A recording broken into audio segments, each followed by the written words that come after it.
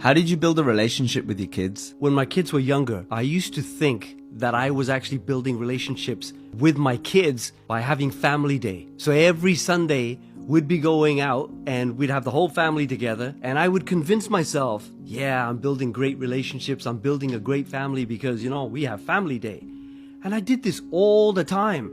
And after a few years, I started realizing, there's something wrong with this. I'm having family day once a week, but this is not making a difference in my relationship with each of my kids. There's something wrong. And I realized family day does not build relationships the way that we think that they're going to build. What I needed to do was have one-on-one time with each person in order to build a relationship.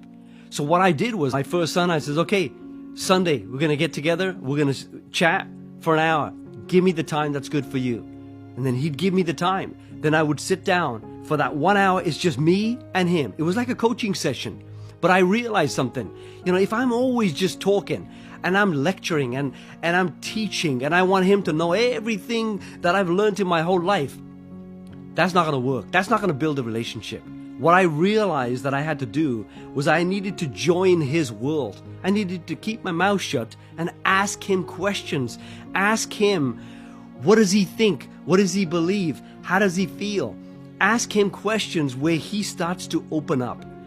And when I started asking him questions, as soon as he started to talk, then I kept my mouth shut. I wanted him to keep talking and keep telling me things, because this is what builds the relationship, by him being able to share what's in his heart.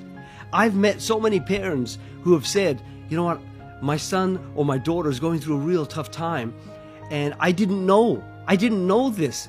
It's because they never asked them any questions. We don't realize how listening is so important. If we only knew what listening does to heal somebody's heart, we would ask questions and listen to them.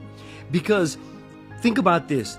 If you could actually see that when you ask a question and your child starts to answer the question, eventually you're going to get to the point where the child starts to tell you about their life. Like with my kids, I wanted them to share more about their feelings. So I started telling them stuff that I was doing when I was their age. And the mistakes that I made, I'd tell them. And they're like, you did that? Well, let me tell you what I did. And that's when I went, uh-oh, let's see what they did. And then they would share what they did. And then eventually it would get to a point where I'm thinking, man, I didn't know they were doing this.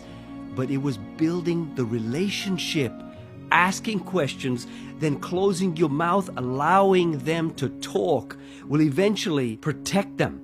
Because if they're ever going through any pain in their life, when you ask them questions, they will eventually get that pain out and be able to share it with you. And when they're able to get it out, it will heal their heart because you listened.